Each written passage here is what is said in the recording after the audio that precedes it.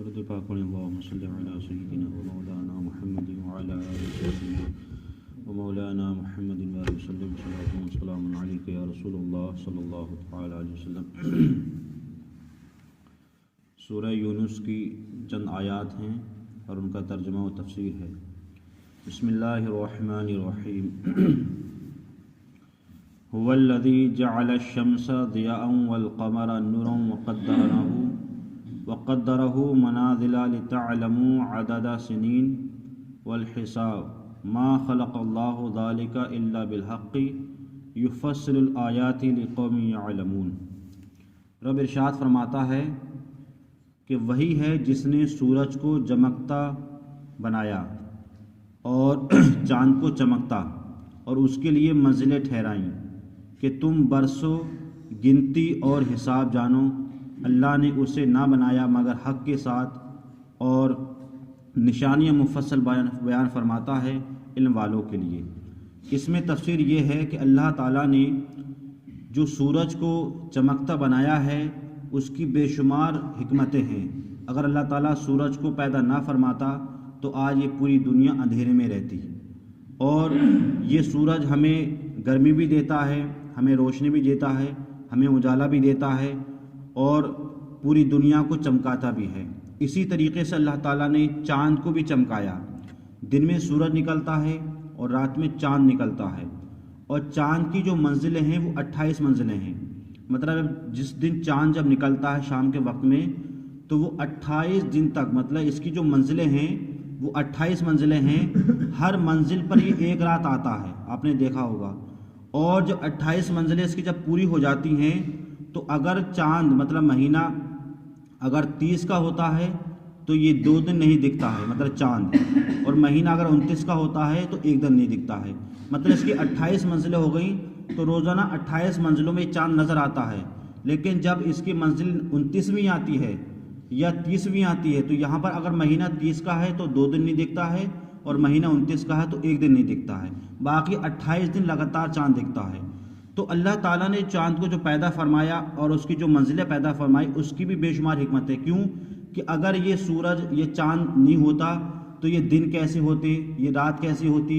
جب رات اور دن نہیں ہوتے تو ہفتے نہیں ہوتے، جب ہفتے نہیں ہوتے تو مہینے نہیں ہوتے، اور جب مہینہ نہیں ہوتا تو سال نہیں ہوتا، اور جب سال نہیں ہوتا تو لوگ کیسے اپنی عمروں کو شمار کرتے، اپنی حساب کو کیسے لگاتے کہ فلاں دن چل رہا ہے، فلاں مہینہ چل رہا ہے، فلاں تاریخ چل رہی ہے، فلاں سال چل رہا ہے۔ تو گویا کہ جو ہماری عمریں ہیں، ہمارا حساب و کتاب ہے، یہ سب کس کے اوپر ہے؟ یہ چاند کے اوپر ہے۔ تو اللہ تعالیٰ نے جو چاند کو فرمایا پیدا فرمایا، اس کی بے شمار کیا ہیں؟ حکمتیں ہیں۔ تو اس میں کیا ہے، ہم لوگ اپنا حساب بھی لگاتے ہیں، اور یہ اللہ نے جو بنایا ہے یہ حق کے ساتھ بنایا ہے، اور اللہ تعالیٰ اس میں بے شمار مفصل نشانیاں کیا پیدا فرماتا ہے علم والوں کے لیے۔ علم والے اس میں کیا اپنی نشانیاں تلاش کرتے ہیں۔ آگے رب ارشاد فرماتا ہے اِنَّ فِی اخْتِلَافِ اللَّیلِ وَالنَّہَارِ وَمَا خَلَقَ اللَّهُ فِی السَّمَاوَاتِ وَالْأَرْضِ لَآیَاتٍ لِقَوْمٍ یَتَّقُونَ۔ اور بے شک رات اور دن کا بدلتا آنا، مطلب کبھی رات کا آنا، دن کا جانا، دن کا آنا، رات کا جانا، یہ جو کچھ بھی ہے اللہ نے آسمانوں زمینوں میں پیدا کیا، ان میں نشانیاں ہیں ڈر والوں کے لیے۔ مطلب یہ رات کا آنا جانا، اور اللہ نے آسمان کو پیدا فرمایا، زمین کو پیدا فرمایا، اور اس کے درمیان بڑے بڑے پہاڑوں کو، ندیوں کو، نہروں کو، سمندروں کو، پیڑوں کو، پودوں کو، پھلوں کو، بے شمار یہ چیزیں پیدا فرمائی ہیں۔ تو اس میں بے شمار نشانی ہیں، کس کے لیے ہیں؟ ڈر والوں کے لیے۔ مطلب انسان جو ہے ان چیزوں کو دیکھے اور اللہ کی قدرت کو دیکھے کہ اللہ تعالیٰ نے یہ کتنے کتنے بڑے پہاڑ کو پیدا فرمایا، تو آخر ایک ایسی ذات ہے اس اللہ کی جس نے ہمارے لیے تمام پیدا فرمایا، تو ہم کیا کریں؟ اس کی عبادت کریں اور ہم جو ہے اس کی اطاعت کریں۔ اور اس کے بعد رب ارشاد فرماتا ہے کہ ان الذین لا یرجون لقاءنا وردوا بالحیات الدنیا واطمأنوا، بے شک وہ جو ہمارے ملنے کی امید نہیں رکھتے۔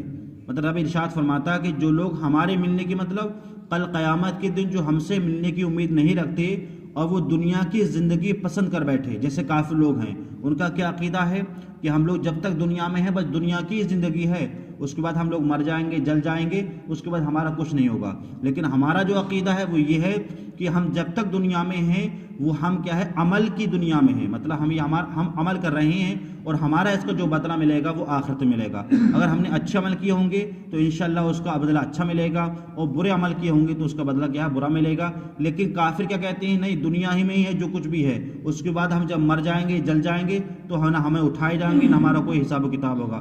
لیکن قرآن کیا فرماتا ہے کہ وہ جو ہمارے لیے ملنے کی امید نہیں رکھتے اور وہ دنیا کی زندگی کو پسند کر بیٹھے تو اسی پر کیا ہے وہ مطمئن ہوں گے، لیکن کیا ہوگا، مطمئن نہ ہو کر کے ان کے لیے وہ بہا والذین ہم عن آیاتنا غافلون، وہ جو ہماری آیتوں غفلت سے کرتے ہیں، مطلب آیت غفلت سے مراد یہ ہے کہ جو ہمارے آقا جو محبوب صلی اللہ علیہ وسلم کو مطلب جھٹلاتے ہیں اور قرآن پاک سے کیا ہے وہ غافل ہیں، تو ان کے لیے کیا ہوگا، اولئک مأواہم النار بما کانوا یکسبون، ان لوگوں کا ٹھکانہ کیا ہوگا، دوزخ ہوگا، کہ بدلہ ان کی کمائی کا۔ مطلب انہوں نے جو دنیا میں کیا اور وہ انہوں نے رسول پاک صلی اللہ علیہ وسلم پر وہ ایمان نہیں لائے اور نہ ہی قرآن کو مانا، تو اب جو ان کا ٹھکانہ ہوگا وہ جہنم ہوگا، اور یہی ان کا بدلہ ہے جو انہوں نے دنیا میں کیا تھا۔